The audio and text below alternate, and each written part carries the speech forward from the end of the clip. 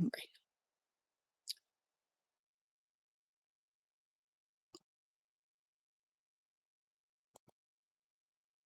entonces, tenemos algunas ramas del concepto de la filosofía, como lo son, por ejemplo, la metafísica, ¿verdad? Que atiende a todo aquello meta, es decir, es antes de la física, o sea, eventualmente puede ser todo lo que es inmaterial, ¿verdad? Como el espíritu, como las actitudes, eh, para eso sirve la metafísica. Pero como yo les dejé a ustedes de tarea buscar en el diccionario y hacer un glosario de términos, por favor, búsquenme en este momento lo que es metafísica. Así damos una definición clara y concreta. Por favor, búsquenlo en su internet. Ahora con la inteligencia artificial podemos hacer maravillas.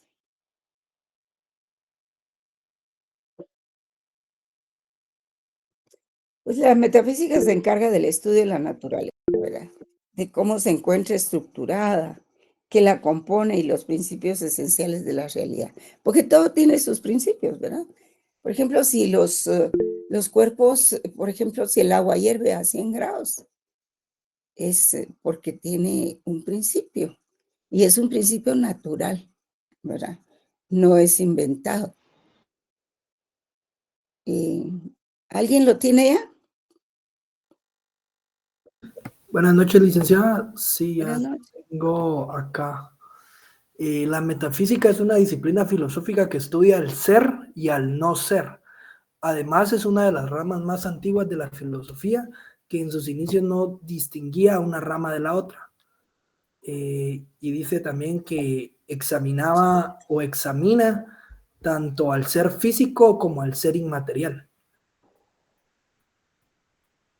Bueno, ven ustedes que se encarga de examinar lo que es el ser físico y el ser inmaterial también.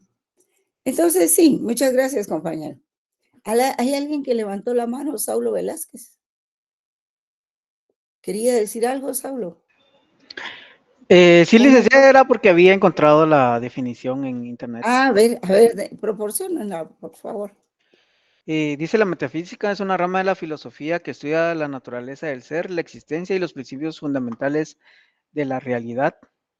También puede Ujú, ayudar a comprender la naturaleza del ser y la existencia, puede influir en decisiones importantes como elecciones de carrera, relaciones personales o el sentido de la vida. ujú. Ah, muy bien, cómo no.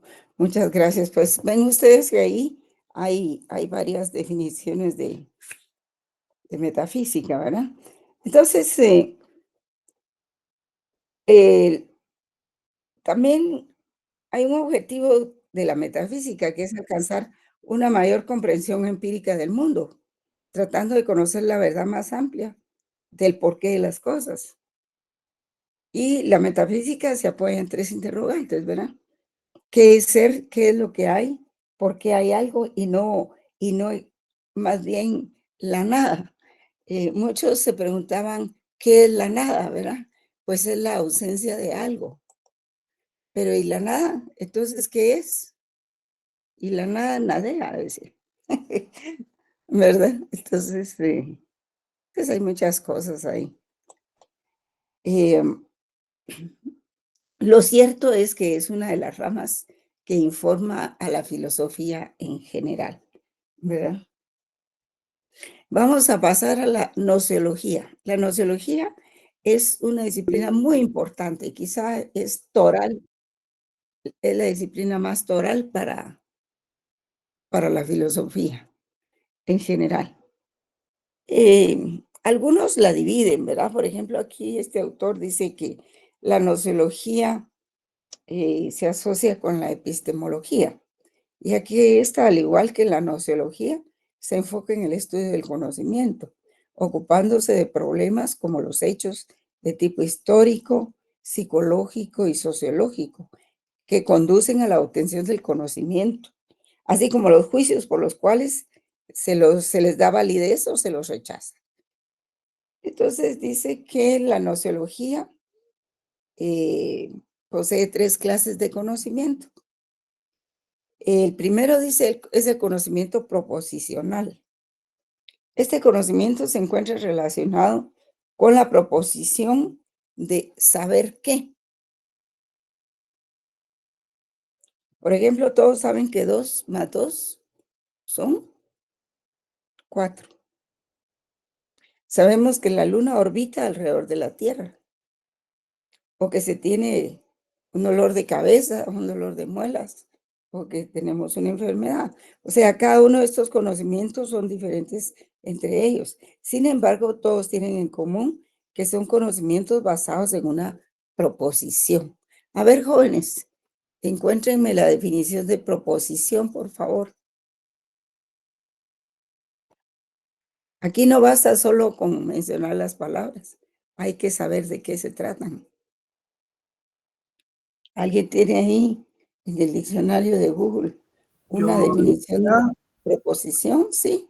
sí, dice expresión de un juicio entre dos términos, sujeto y predicado, que afirma o niega este de aquel, o incluye o excluye al primero respecto del segundo. Ujú.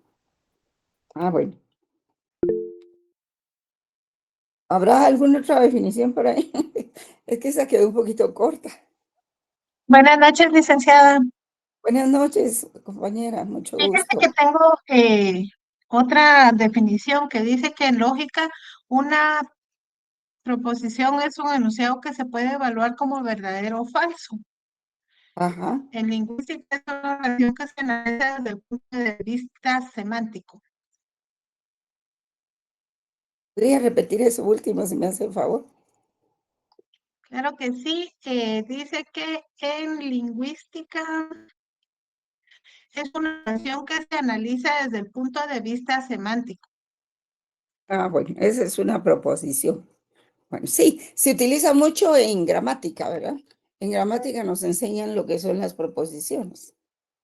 Ahora bien, eh, el segundo conocimiento que tiene la nociología, dice aquí, es el conocimiento práctico.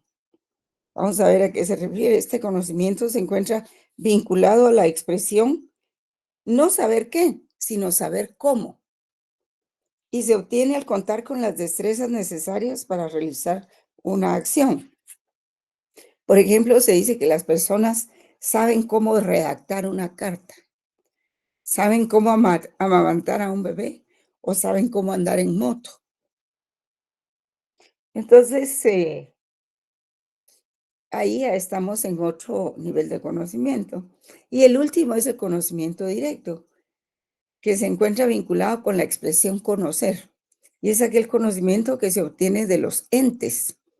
Por ejemplo, una persona dice que conoce a su perro, que conoce una canción, etcétera. Bueno, hay otras definiciones, miren, estas no son las únicas.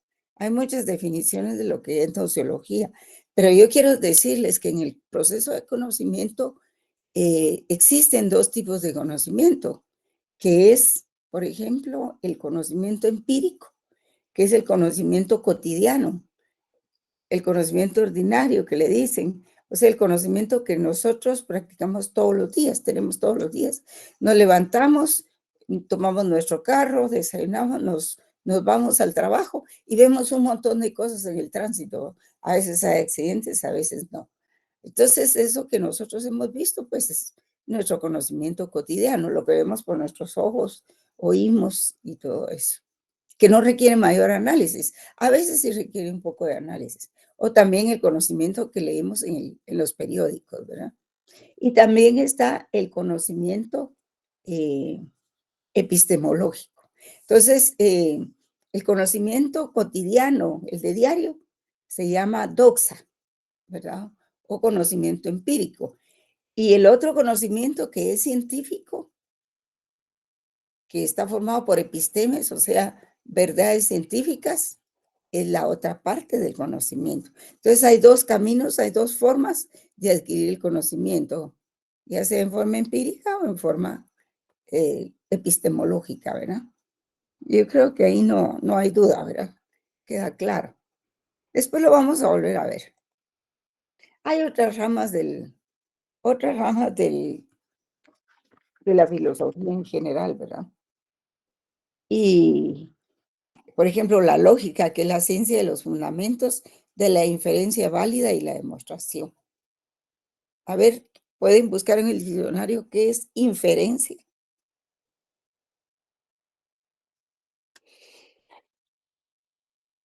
Lo estoy haciendo para acostumbrarlos a que siempre busquen los significados de las palabras. Si no, no Licenciada, avanzamos. ¿Sí?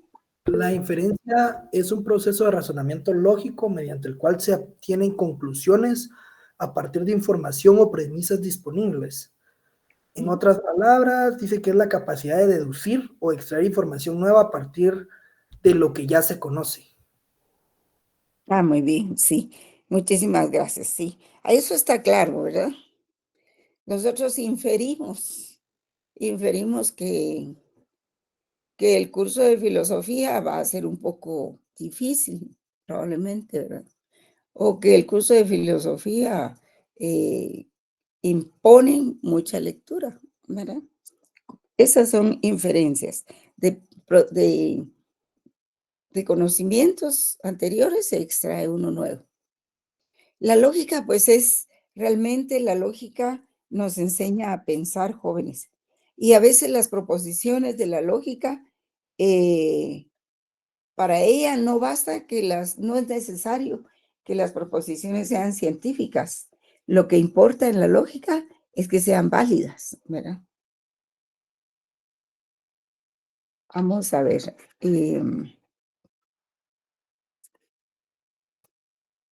Se dice, por ejemplo, yo quería plantearles lo que es el mito de la caverna.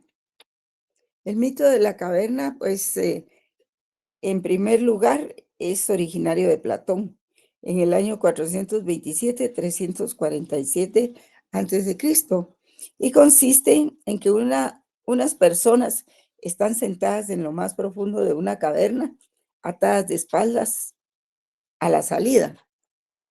O sea, no ven la salida. Solo pueden observar en la pared de la caverna la sombra proyectada de los animales y los seres humanos que pasan enfrente a una hoguera. Y el fuego permite hacer un reflejo de esas figuras que atraviesan ahí. O sea que ellos ven las sombras, ¿verdad?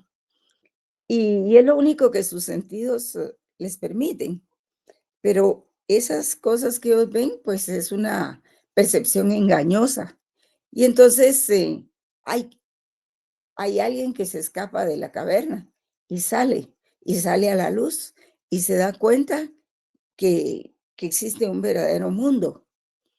Se da cuenta que hay luz, que hay figuras, que hay colores, que hay grupos de personas, en fin, todo lo que es la naturaleza, ¿verdad? Y entonces no puede dejar en la ignorancia a sus compañeros y regresa para sacarlos de su cautiverio. Pero estos, sin embargo, no le creen y están felices de vivir entre las sombras y no quieren escapar de sus cadenas. Entonces, del mito de la caverna se puede colegir varios elementos, ¿verdad? Que los seres humanos somos prisioneros de falsas percepciones de la realidad. Por ejemplo, de todo lo que proyectan los medios de comunicación, las redes sociales. Algunas sí dicen la verdad, otras dicen mentira, que es la mayor parte para distraer la opinión pública, ¿verdad? Y estos nos presentan una realidad falsa y distorsionada. Y nosotros poseemos muchos prejuicios, además, o conocimientos que creemos que son verdaderos, pero que carecen de fundamento. Y que no queremos a veces luchar para romper nuestra propia ignorancia. Y, y pues estamos en una zona de confort. Yo aquí estoy bien, estoy en mi casa, tengo mi computadora, estudiando mi carrera y tengo mis ingresos, no tengo ningún problema. Pero afuera es donde está la verdadera realidad. Y todo el mundo piensa así, y por eso es de que, pues como dicen algunos autores, ¿verdad? fracasan las democracias, fracasan los pueblos, los gobiernos y todo, porque nadie quiere involucrarse. Y entonces la filosofía es un arma que nos puede liberar de esa prisión, de la ignorancia. Nos permite construir un pensamiento crítico que conduzca a descubrir la verdad y no a conformarnos con falsas ilusiones de los medios de comunicación o de nuestros propios prejuicios. Un momentito.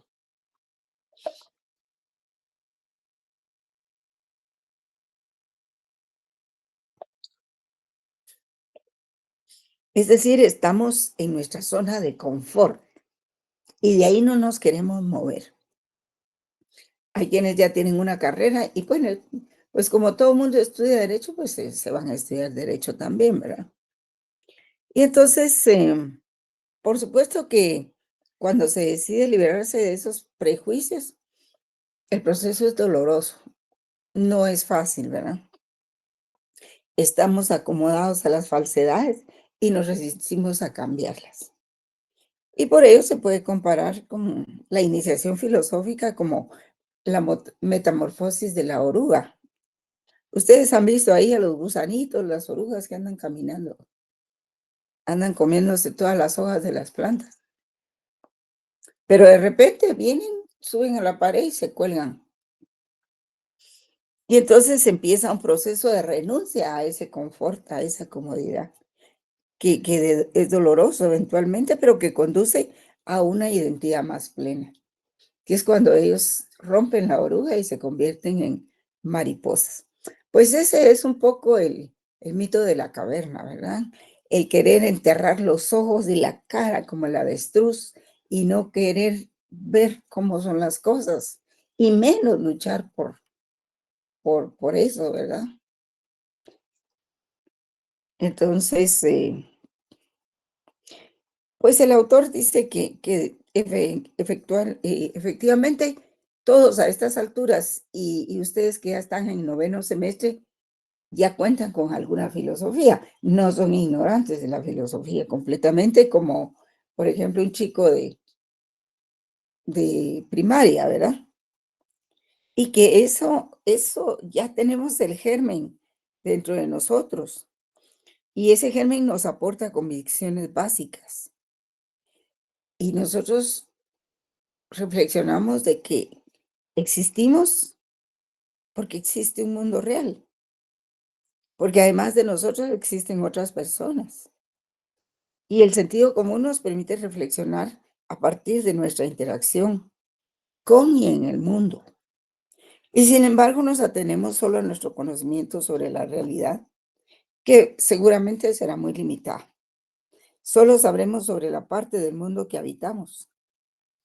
Y pues la filosofía nos ayuda a trascender nuestra realidad inmediata y con ella nuestro sentido común se ve enriquecido con un conocimiento racional universal.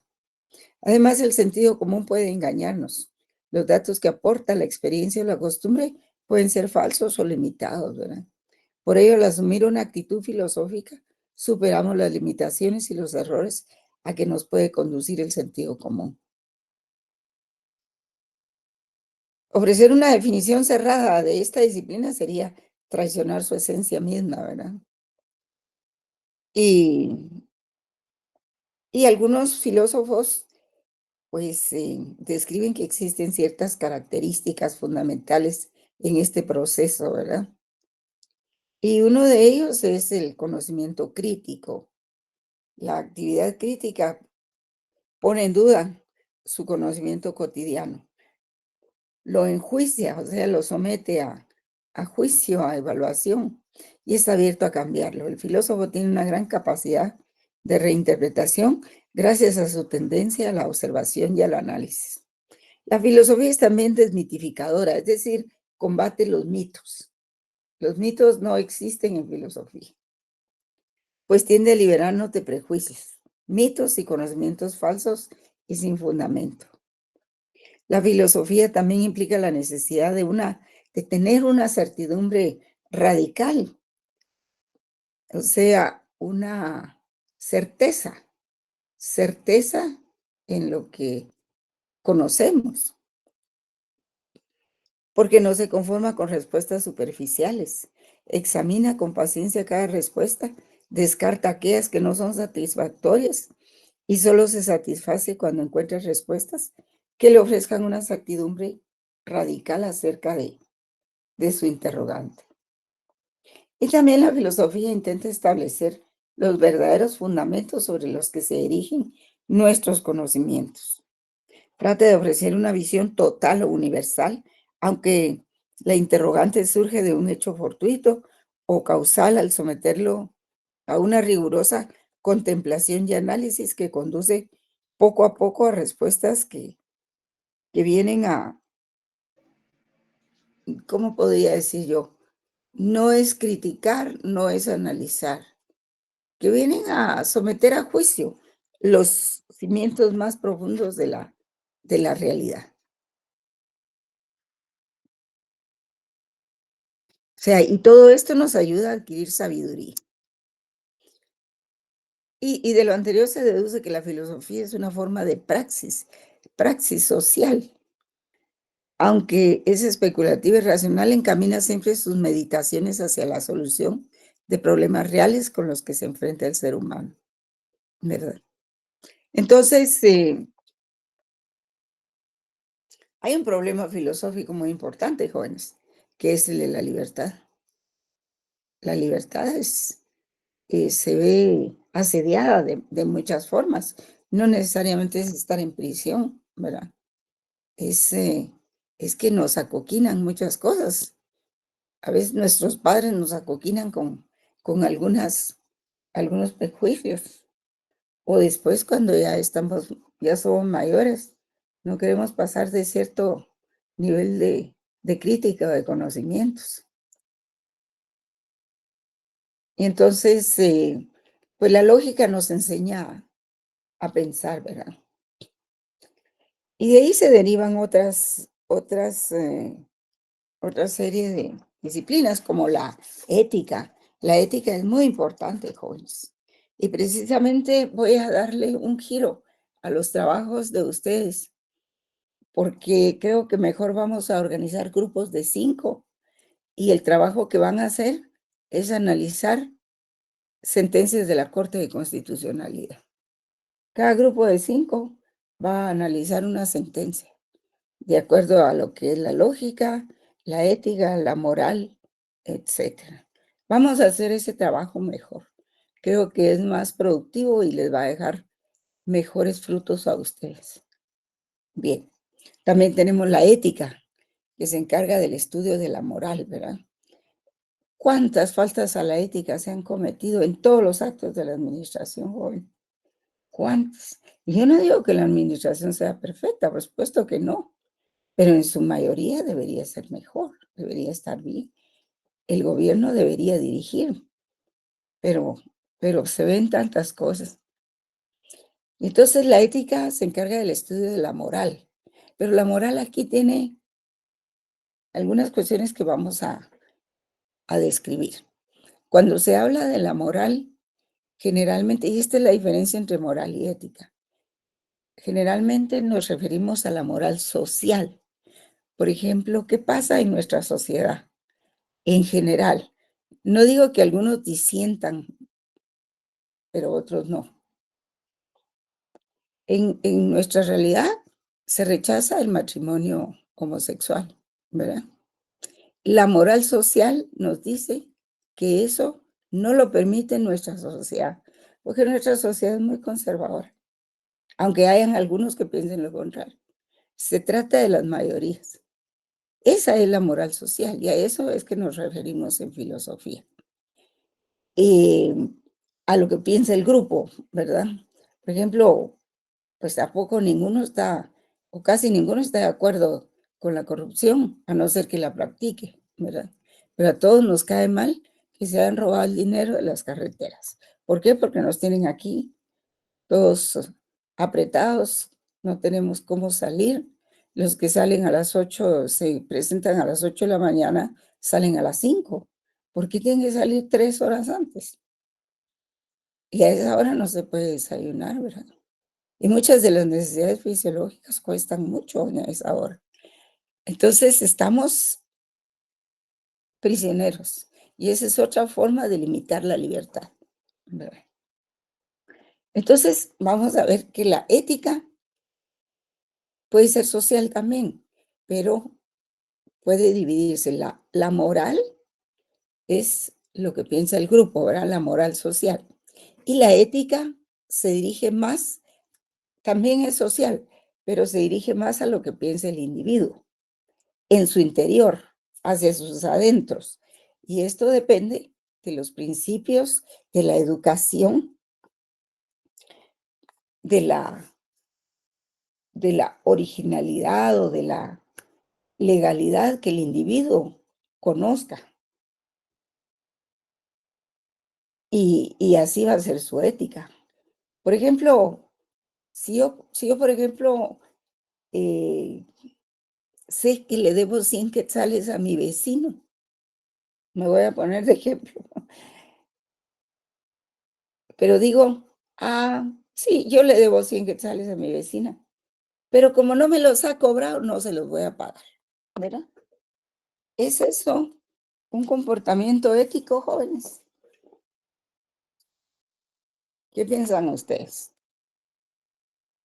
No, licenciada. No, Definitivamente no, licenciada. Definitivamente no, porque yo tengo principios y tengo valores, y no es necesario que mi vecina me venga a cobrar el dinero. Es que si yo lo debo, yo debo ir a pagarlo por mi propia iniciativa, ¿verdad? Entonces nadie me va a decir nada, pero la sanción está dentro de mí misma, ¿verdad? Y eventualmente, si los vecinos se dan cuenta, pues también habrá una sanción colectiva, ¿verdad? Entonces, ahí es un poco la diferencia entre la moral y la ética, ¿verdad? Yo soy magistrada y sé que lo que voy a resolver no está de acuerdo al derecho, no está de acuerdo, pero el grupo me presiona y el grupo me dice: "Mira, si no das la firma, te vas y además te vamos a meter presa". Entonces, ¿qué puedo hacer ahí? Mi conducta ética, ¿qué me dice? Que no puedo hacer eso. Entonces, ¿qué me queda? O inhibirme, o excusarme, o renunciar, ¿verdad? Y esa es una conducta ética. Ah, no, pero es que nos van a pagar esto, que es que el otro no. Si una persona es ética, es ética. Y si es moral, es moral. Y se ve hasta en el comportamiento de la facultad, pues, porque ahí en la facultad es donde empieza la corrupción. Bueno, tenemos también la estética, que es una percepción del estudio de la belleza, pero no es la belleza así física, sino que la belleza se puede admirar en algunos comportamientos que son muy buenos, pues. Por ejemplo, en la cortesía, en el dejar pasar a otro cuando uno va en el tránsito, pues uno dice que qué comportamiento más bello, ¿verdad? Y esa es un poco la estética, ¿verdad? La ética y la estética se distinguen.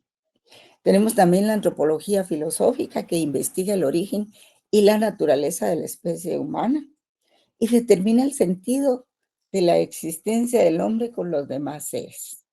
¿Qué ocurrió en el tiempo de los egipcios? ¿Qué pensaban? ¿Cómo se organizaban?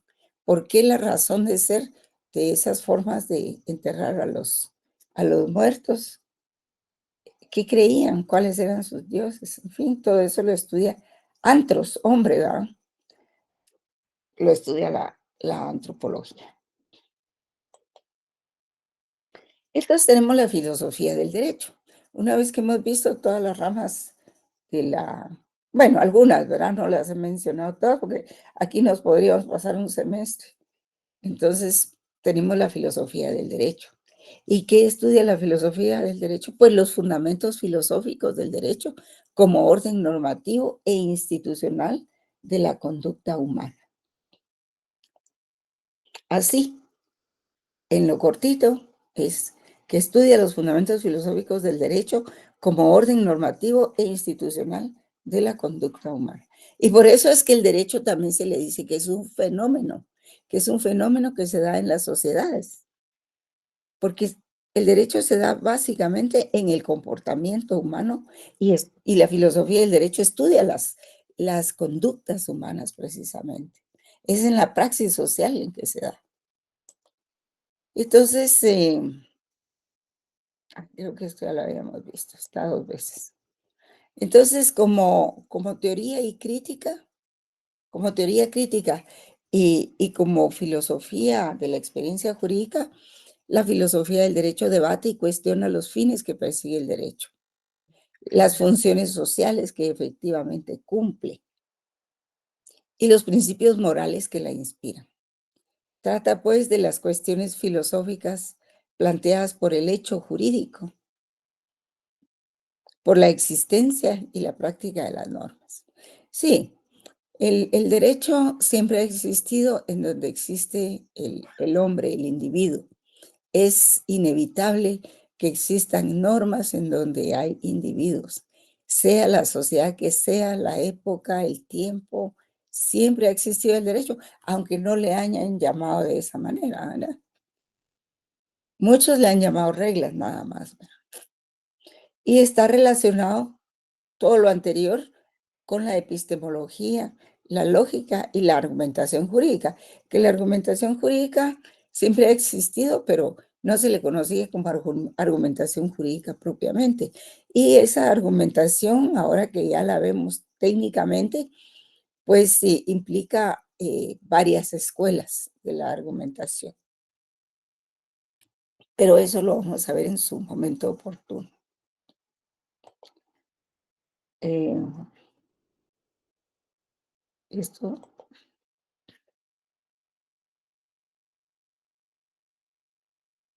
también estudia en definitiva el pensamiento humano, especialmente en cuanto a los conceptos jurídicos y políticos. Sí, la filosofía del derecho se relaciona mucho con la filosofía política. La política también tiene su filosofía y ambas están interrelacionadas, pues. No es que sean lo mismo, por supuesto que no son lo mismo. La filosofía del derecho es la filosofía del derecho y la filosofía política es diferente. La filosofía política es la que se encarga de estudiar todos aquellos comportamientos con referencia al Estado y al poder público. Entonces, en cambio, la filosofía del derecho se acerca más a la comprensión del concepto de justicia, ¿verdad? También se acerca mucho al fundamento filosófico de los derechos humanos, que en derecho natural, digamos en el justnaturalismo, se conoce como la dignidad, ¿verdad? Y que alrededor de la dignidad, pues hay una cantidad de disposiciones legales, empezando por la Constitución, los convenios sobre derechos humanos, que según el artículo 46, me parece, tienen preeminencia sobre la Constitución, ¿verdad? Pero no se trata de que estén por encima de la Constitución, sino que cuando hay un convenio sobre derechos humanos que hay que aprobar y ratificar, pues la ratificación la hace el Congreso. Y esa ratificación se hace por medio de un decreto del Congreso, que es una norma ordinaria. Y así esa es la forma en que los convenios de derechos humanos entran a nuestro ordenamiento jurídico, por ese mecanismo. Y cuando los jueces dan sus sentencias, por ejemplo, en derecho laboral, los jueces, en todas las ramas del derecho, los jueces tienen que hacer invocación, tienen que basarse, fundamentarse en los convenios internacionales. Primero citan los convenios internacionales, luego citan la Constitución, luego las normas ordinarias en que fundamentan sus resoluciones, ¿verdad? Y ese, pues, es el fundamento filosófico de los derechos humanos. También en cuanto a la relación del derecho con la sociología, la antropología, la psicología, la moral, la ética, etcétera. Entonces, cuando nosotros conocemos todas esas ciencias que ya hemos visto, que es la ontología, que la ontología, pues, conoce el ser, las cosas.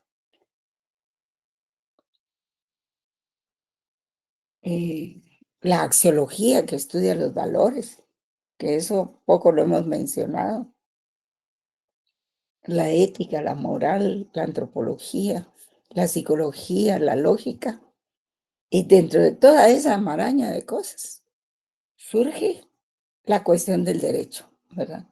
Y cuando aparece la cuestión del derecho, es cuando se le delimita y separa las normas jurídicas de otras manifestaciones, como lo son los hechos naturales, la moral, los convencionalismos sociales y el poder arbitrario. Imagínense ustedes qué esfuerzo hicieron los filósofos de aquel tiempo, del siglo XVII y XVIII, para separar lo que eran las normas morales, las normas convencionales, los convencionalismos sociales, de las normas jurídicas. ¿Cómo hicieron para hacer esa separación? Y todo empezó con el derecho internacional. Realmente empezó ahí, con el derecho internacional público y privado. Eso fue el inicio. Y luego con el derecho internacional privado, porque si bien es cierto que existía una norma general del derecho, que era la Constitución de Roma, ¿verdad? Y que esa era la ley general, las pequeñas ciudades o localidades necesitaban una norma local para poder arreglar todas aquellas diferencias que no eran objeto de una norma general, sino que eran objeto de casos particulares. Y ahí fue donde nació el derecho internacional privado también, ¿verdad? Entonces, la misión de la filosofía del derecho es desenvolver el concepto del derecho y ver cómo aparece en la vida humana.